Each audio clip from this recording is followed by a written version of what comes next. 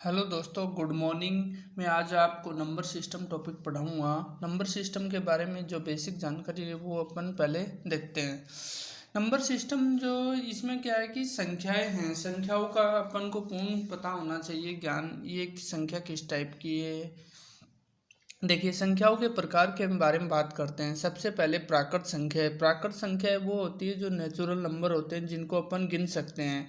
इनको n से denote करते हैं प्राकृत संख्या को। वे संख्याएं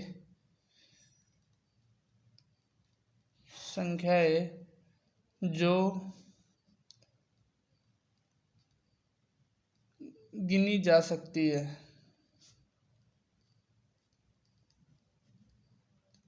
ये संख्याएं, इनका एग्जाम्पल की बात करें तो ये 1, 2, 3 से लेके इनफाइनाइट तक होती है। इसके अंदर जीरो शामिल नहीं होता।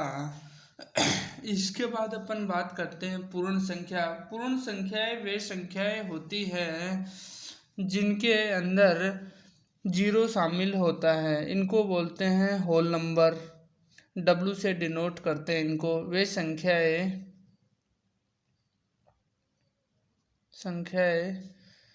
जो गिनी भी जा सके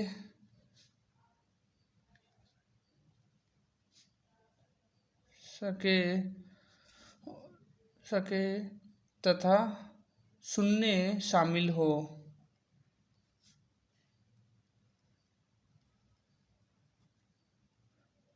इन्हें पूर्ण संख्या कहते हैं। इनको एग्जाम्पल की दृष्टि से देखते हैं तो 0, 1, 2, 3 से लेके इनफाइनाइट तक होता है। इसके अगर बात करें पूर्णांक संख्या, इनको बोलते हैं इंटीजर। इनको i से डिनोट करते हैं। ये संख्याएं माइनस अनंत से लेके प्लस तक जाती है और इसमें जीरो भी शामिल होता है।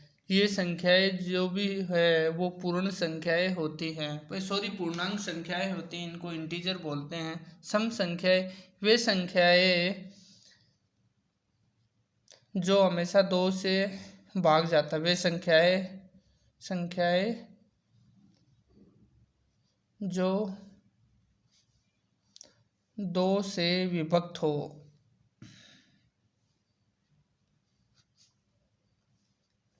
एग्जाम्पल इनकी बात करें तो ये एग्जाम्पल 2, 4, 6, ये 2n, मतलब कि n की वैल्यू कोई भी हो वो मतलब कि n नेचुरल नंबर है मेरे पास। ये n बिलोंग्स टू n। अब बात करते हैं विषम संख्याएं। ये वे संख्याएं होती है जिनमें 2 से भाग नहीं जाता। वे संख्याएं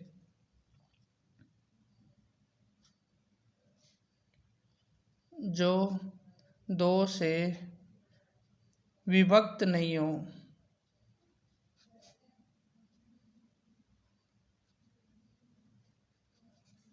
अब एग्जाम्पल की बात करते हैं तो एग्जाम्पल इसमें 1, 3, 5 इस टाइप की जो 2 से विभक्त नहीं हो वो सारी संख्याएं विषम संख्याएं होती है। बात करते हैं अभाज्य संख्याएं। वे सभी संख्याएं जो स्वयं तथा एक के अलावा किसी तीसरी संख्या से विभक्त नहीं हो। अभाज्य संख्याएं वे संख्याएं होती है जिनमें या तो स्वयं से डिविजिबल हो, मतलब खुद का भाग जाता हो, या एक का जाता हो, तो वो अभाज्य संख्याएं होगी। 2, 3, 5, 7, 11, 13, 17, 19, 23, 29 इसी प्रकार की वो संख्याएं जो जिनमें या तो खुद का भाग जाए या एक से डिविजिबल हो, तो वो अभाज्य संख्याएं होगी। सबसे छोटी अभाज्य संख्या की बात करें तो 2 होती है।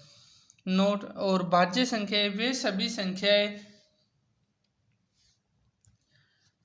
जो स्वयं तथा एक के अलावा किसी तीसरी संख्या से पूर्णतः विभक्त होती हो। मतलब भाज्य संख्या वो संख्या हो गई। देखिए एग्जाम्पल की दृष्टि से बात करें तो 4 है, 8 है, 32 है, 25 है, मतलब इसमें 4 में 4 का भी भाग जाएगा, 2 का भी जाएगा और 1 का भी भाग जाएगा।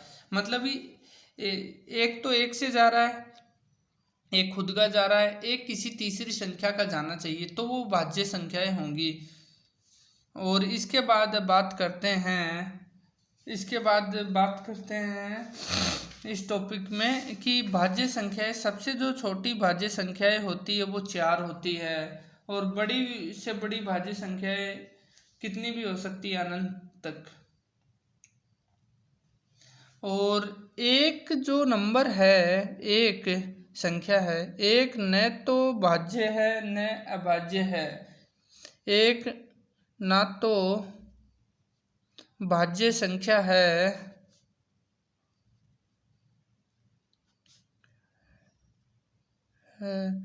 ना ही अभाज्य संख्या है।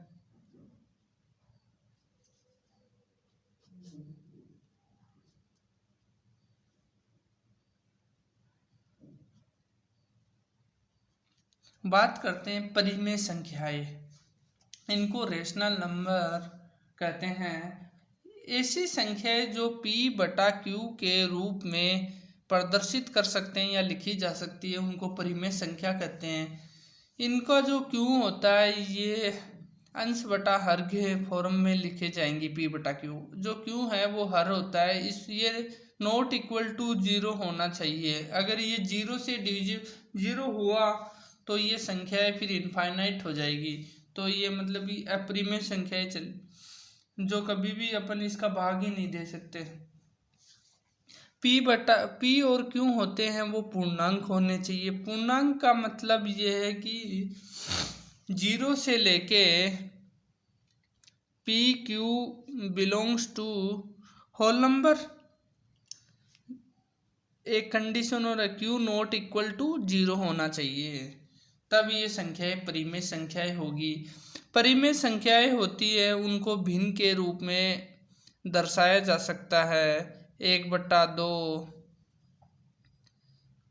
√25 को अपन लिख सकते हैं 5/1, और 0.333 इसको इस टाइप से भी लिख सकते हैं। ये 3 आगे चलता जाएगी सीरीज।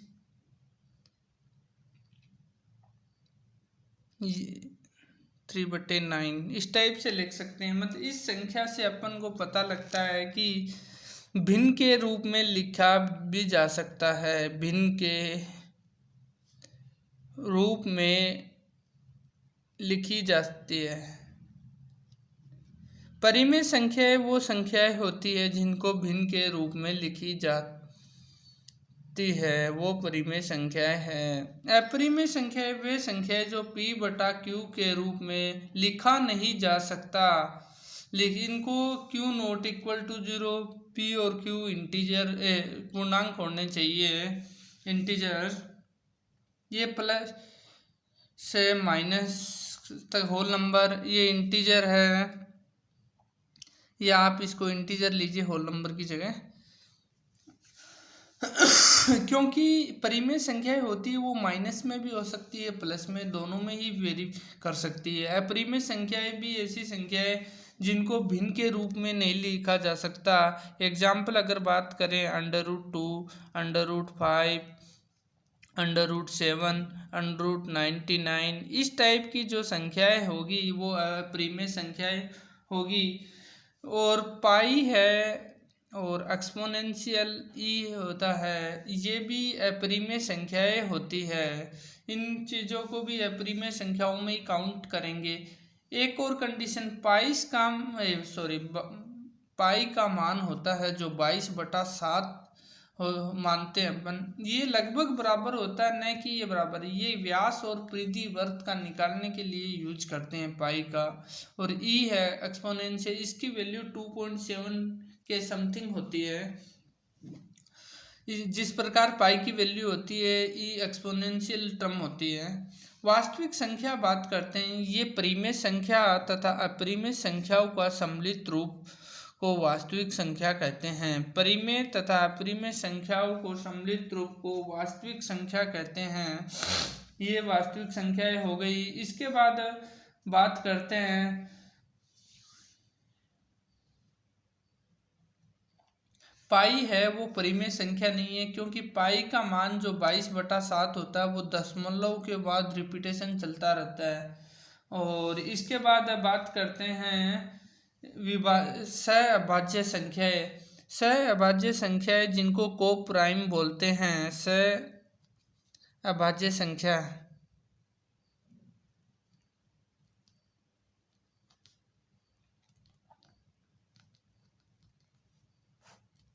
सहअभाज्य संख्याएं वे संख्याएं होती है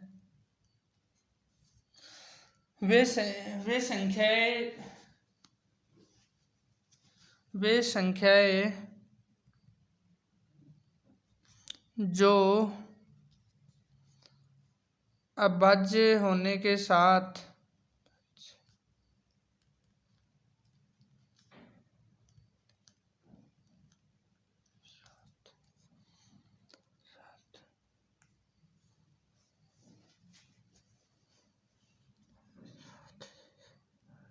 एक से अधिक अभाज्य संख्या हो।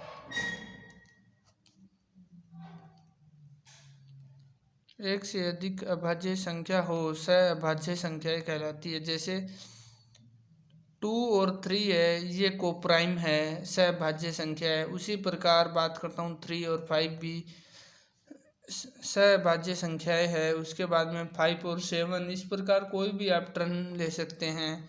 और ये ऐसा नहीं है कि 5, 7 और 11 3 टर्म भी ले सकते हैं। कि कम से कम 2 होनी चाहिए, 2 से कितनी भी ज़्यादा हो सकती है, इसे को प्राइम नंबर या सहअभाज्य संख्याएं कहते हैं।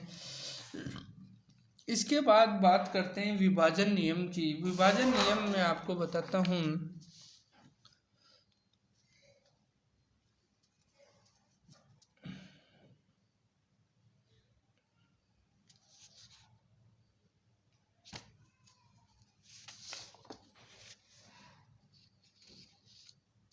देखिए, विभाजन का जो नियम है उसकी बात करते हैं। 2 से विभाजन का नियम बोलता है कि वे संख्याएं जिनमें 2 का पूरा पूरा भाग जाता हो वो 2 इकाई के अंक में होना चाहिए। इकाई के अंक में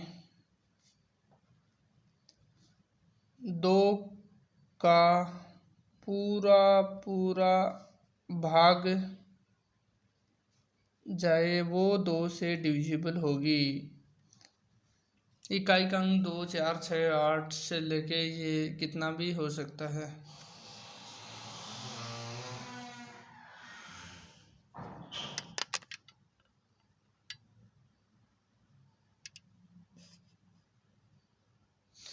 इसके बाद बात करते हैं 3 से विभाजन के नियम। वे संख्याएं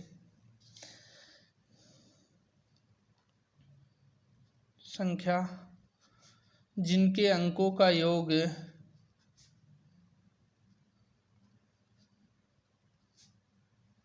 अंकों का योग 3 से विभक्त हो। एग्जाम्पल की बात करते हैं एक।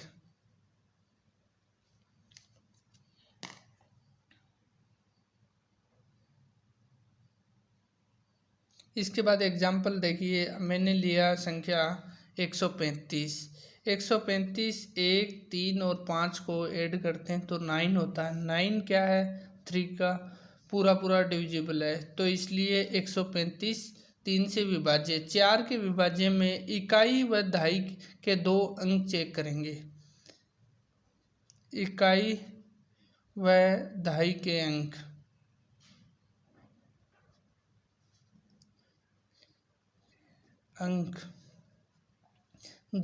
एग्जाम्पल लेता हूँ इसका। इकाई व दहाई के अंक अगर 96 आपने उठाया, ये अगर पूरा पूरा 4 से कोई भी बड़ी संख्या हो जिसमें 96 अगर पूरा पूरा 4 से डिविजिबल है तो ये संख्याएं पूरी मतलब कि 4 से विभाज्य होगी। 5 के नियम में वे संख्याएं 0 और 5 हो। इकाई का अंक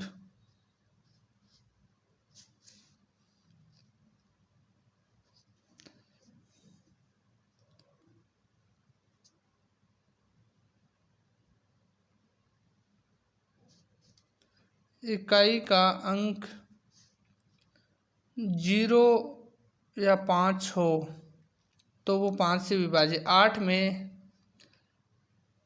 किसी संख्या के लास्ट 3 डिजिट अगर 8 से विभाजित हो तो वो 8 से विभाज्य होगी। किसी संख्या के लास्ट 3 डिजिट 8 से विभाज्य हो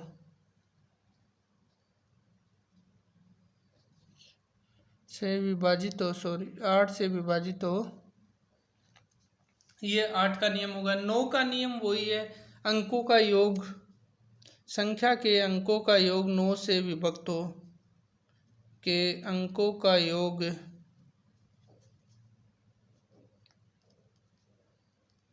योग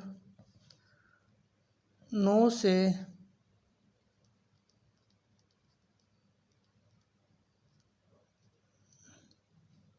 विभक्त हो। उसके बाद बात करते हैं, देखो 7 का नियम में इसके लिए क्या है, आपको एग्जाम्पल लेता हूँ 7 के नियम के लिए।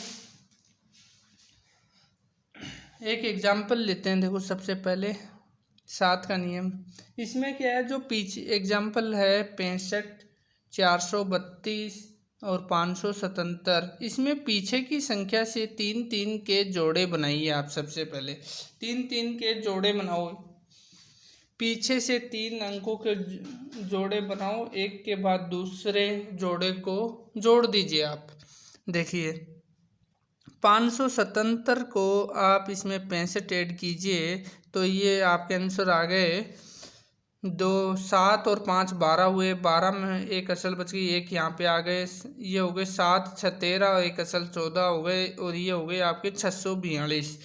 और इसमें से 642 को 432 में से माइनस कीजिए तो आपका आंसर आएगा 0 और ये 1 और 2। 210 7 से डिविजिबल है। इस प्रकार आप पीछे से संख्या के पीछे से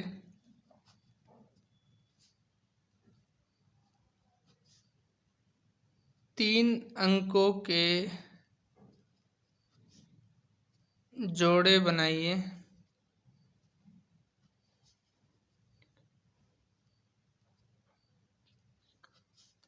एक के बाद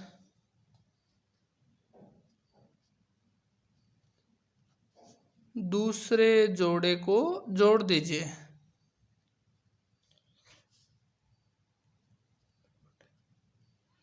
का योग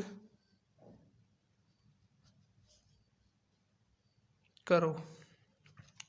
ये हो गया आपका 7 से नियम, 7 के विभाजन का। इसी प्रकार मैं बात करता हूँ 11 के विभाजन का नियम। 11 से विभाजित के लिए सबसे पहले अपन बात करते हैं 11 से विभाजित। एक तो मैं सबसे पहले एग्जाम्पल लेता हूँ, कोई भी एक ऐसी संख्या है, देखिए 23, 45, 678। इसमें क्या है कि जो आपको संख्या दे रखी है, सम स्थानों को सम स्थानों से जोड़ दीजिए, विषम स्थानों को विषम स्थानों से जोड़ दीजिए। 2, 4 कितने हुए, 6 हुए, 6, 6 कितने हुए, 12, 12 और 8 कितने हुए। इसी प्रकार 2, 4, 6 और 8 ये जोड़ दिया, इसका टोटल हो रहा है 20। और इसी प्रकार मैं 3, 5 और 7 को जोड़ता हूँ तो ये इसका टोटल हो रहा है 15। दोनों का अगर मैं अंतर बात करता हूँ तो 20 माइनस 15 ये 5 आया। अगर ये अंतर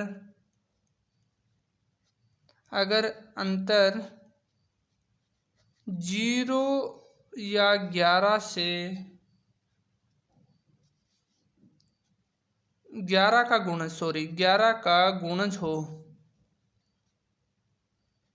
11 का गुणन हो, 0 या 11 का गुणन हो, 11 का गुणन हो अंतर, अगर अंतर 0 व 11 का गुणन हो तो संख्या 11 से विभक्त होगी।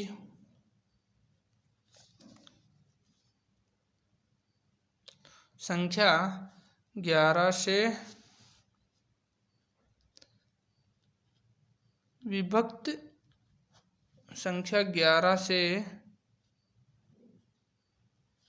विभक्त होगी। इसके बाद मैं बात करता हूँ अगला नियम 13 से विभाजन का। 13 से विभाजन का सीधा नियम सबसे बेस्ट ट्रिक है ये। 13 से विभाजन के नियम की बात करते हैं। 13 से विभाजित हो ऐसी संख्याएं कैसे पता करते हैं, देखिए आप, बहुत अच्छी ट्रिक है ये। इकाई का अंक है उसका 4 गुणा करें। एग्जाम्पल बताता हूँ, सबसे पहले एक लिख देता हूँ। पहले इकाई के अंक होता है उसका 4 गुणा करें। 4 गुणा करके शेष संख्या में आपको जोड़ना है। करके शेष संख्या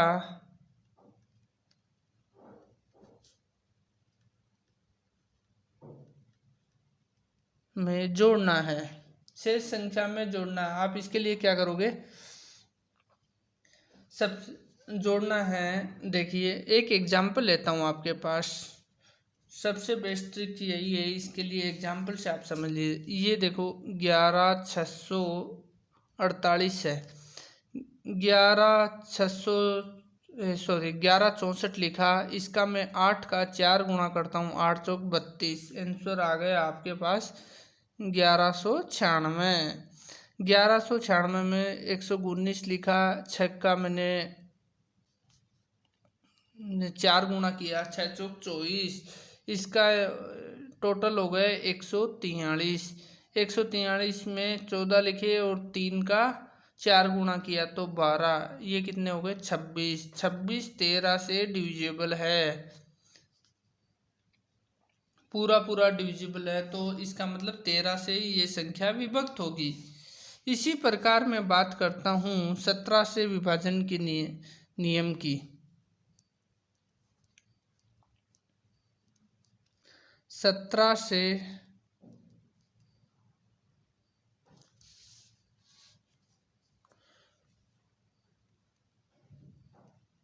विभाजित होने वाली संख्या। इकाई का अंक है उसको 5 गुणा करना है। यहाँ 4 गुणा किया था, इसमें 5 गुणा करना है। इकाई के अंक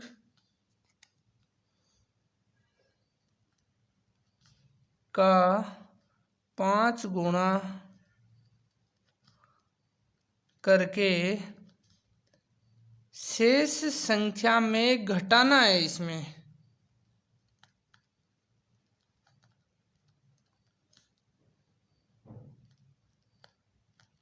शेष संख्या में आपको घटाना है। इसका एक एग्जाम्पल लेता हूँ, देखिए इसको समझाने के लिए सबसे बेस्ट एग्जाम्पल लेते हैं। देखो एग्जाम्पल बिना ये चीज़ें समझ आने में आसानी नहीं रहती। देखिए इसको मैं 5 गुणा किया और फिर मैं इसमें से घटा रहा हूँ। 9 पंजो 45। इसको अगर घटाते हैं तो ये आपके पास बच गए 1632। 1632 में से अब ये लास्ट की डिजिट लीजिए 2। 2 का 5 गुणा किया मैंने, कितने हुए 10। कितने बचे आपके पास 153। 153 17 से पूरा भाग जा रहा है। 17 नाम 153 9 बार भाग जाता है, तो ये 17 से विभक्त होगी ये संख्या। अब इसी प्रकार मैं बात करता हूँ 17 से विभक्त हो गई। अब बात करते हैं 19 से विभाजन के नियम। 19 से विभाजित होने वाली संख्या। 19 से विभाजित करने के लिए इकाई का अंक है, इकाई के अंक का यहाँ 2 गुना करना है।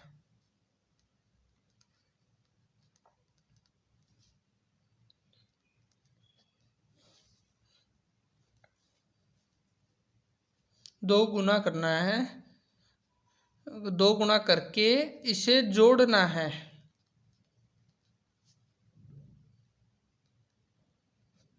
शेष संख्या में जोड़ना है, सॉरी, शेष संख्या में जोड़ना है। देखिए एग्जाम्पल देखिए आप, इससे समझ आ जाएगी आपको ये बात। आपने एग्जाम्पल लिया 1862, ठीक है।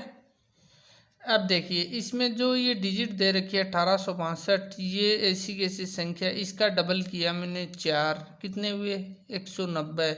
ये आपको 19 से विभक्त है, देखिए पूरा पूरा 10 बार विभक्त है। तो इस प्रकार आप ये संख्या निकाल सकते हो, ये भी विभक्त हो गई।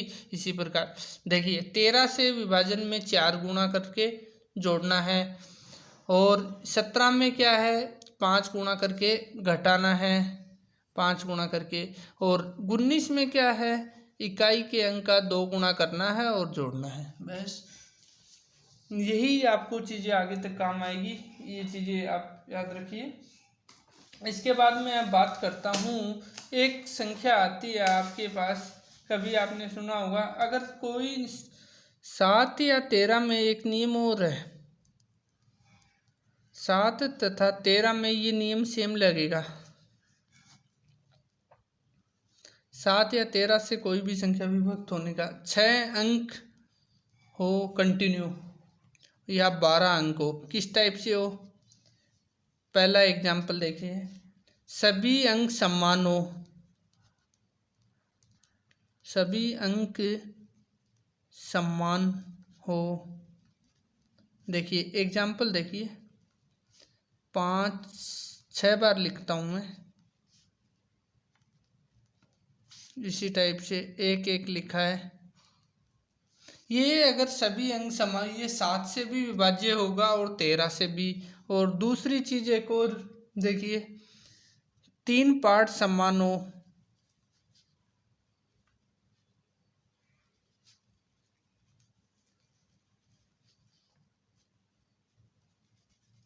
एग्जाम्पल देखिए आप, देखिए 25 25 25, मतलब ये तीनों पार्ट समान हो। इसी प्रकार मैंने लिख दिया 45 45 45, तीनों पार्ट समान है, इसमें 6 के 6 पार्ट समान हो गए।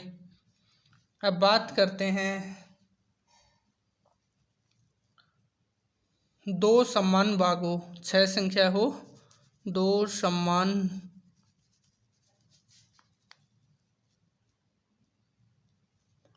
पार्ट हो। एग्जाम्पल लेते हैं, देखो 215 लिखा मैंने, फिर वापस 215, ये समान भाग हो गए। इसी प्रकार में 110 110 लिख सकता हूँ। ये 7 और 13 से पूर्णतः विभक्त होगी। और एक होता है 37 का नियम, सॉरी 37 से विभाजन का नियम, 37 से विभाजित हो, 37 से विभाजित हो। इसके अंदर क्या करेंगे, पहला नियम यह है कि 3 अंक समान हो, या 6 अंक समान हो, या 9 अंक समान हो, या फिर 12 अंक समान हो। देखिए इसके अंदर क्या होगा, एग्जाम्पल लिया मैंने 444, 3 अंक समान है। इसी प्रकार मैंने ले लिया 7 ये 6 अंक समान है। इसी प्रकार मैं इसी में ले सकता हूँ एक और चीज़, मतलब कि 6 अंक है 21 21 21 कंटिन्यू, मतलब कि 2 के बाद इसमें रिपीटेशन हो रहा है। और उसके बाद आप ले सकते हो 19 19 19, इसमें भी रिपीटेशन हो रहा है। ये इस टाइप की जो संख्याएं हैं उनको आप देखते ही बता सकते हो ये 37 से पूरी पूरी विभक्त है। नोट, एक चीज और है इसमें, अगर कोई संख्या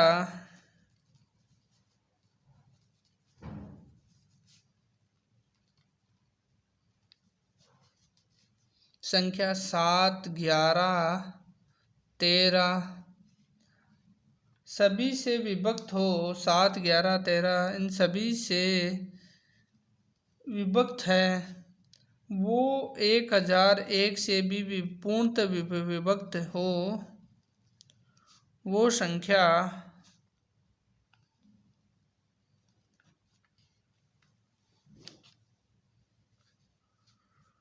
1001 से पूर्णतया विभक्त होगी।